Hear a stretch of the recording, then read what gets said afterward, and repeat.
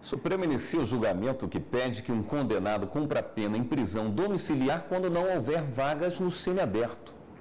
O caso chegou ao Supremo após a Justiça do Rio Grande do Sul decidir que um condenado cumpra a pena no regime domiciliar por falta de vagas adequadas no regime semiaberto.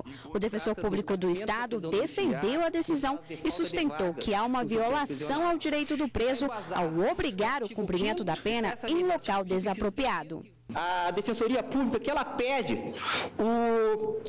o desprovimento do recurso, principalmente por não ser razoável, por ser absolutamente desarrazoado, exigir que um preso cumpra a pena, aguarde a transferência para o regime mais brando, o regime semiaberto, aguarde, por exemplo, no presídio como o Presídio Central de Porto Alegre, que é objeto de reclamação da Comissão Interamericana de Direitos Humanos, subscrita não apenas pela Associação de Magistrados do Rio Grande do Sul, como a Associação de Defensores Públicos do Rio Grande do Sul, a Associação de Promotores de Justiça do Rio Grande do Sul, dentre outras associações. O Procurador-Geral da República disse que o sistema penitenciário do país vive um momento perplexo e de clara violação aos direitos humanos. O PGR opinou que, estabelecidas as salvaguardas, quando não houver vagas no regime semiaberto ou aberto, os presos podem cumprir a pena em outras medidas diferentes do encarceramento.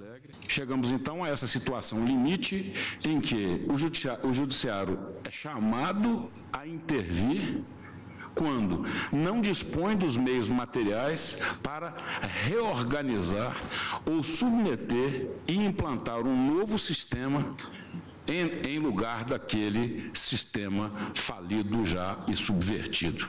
O ministro Gilmar Mendes, relator do recurso, destacou dados do Departamento Penitenciário Nacional, o DEPEN, que apontam: em junho de 2014, o Brasil tinha um pouco mais de 89.600 condenados no regime semiaberto, quase 30 mil a mais que as 60 mil vagas existentes. Situação semelhante ocorre com os presos do regime aberto, com 15 mil condenados, quando o número de vagas para esse regime é de 6 mil. Já os presos em regime domiciliar totalizaram 147.937 em junho do ano passado, segundo o CNJ.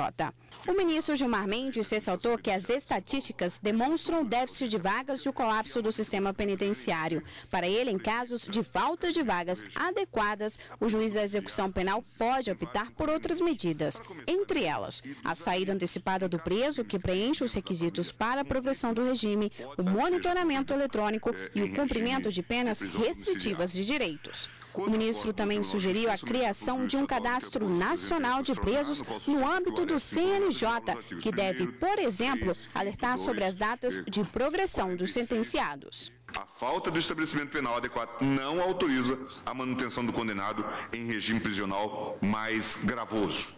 Os juízes da execução penal poderão avaliar os estabelecimentos destinados aos regimes semiaberto e aberto para qualificação como adequados a tais regimes.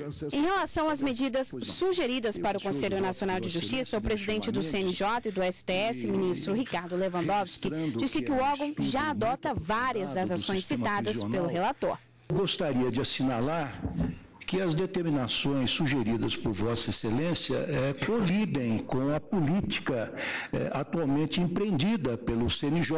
Com relação às determinações que Vossa Excelência está estabelecendo, hoje eu poderia dizer que em 48 horas podemos já apresentar grande parte daquilo que Vossa Excelência está sugerindo, a apreciação do egrégio plenário. O ministro Edson Fachin acompanhou o voto do relator. O julgamento foi suspenso e será retomado na sessão desta quinta.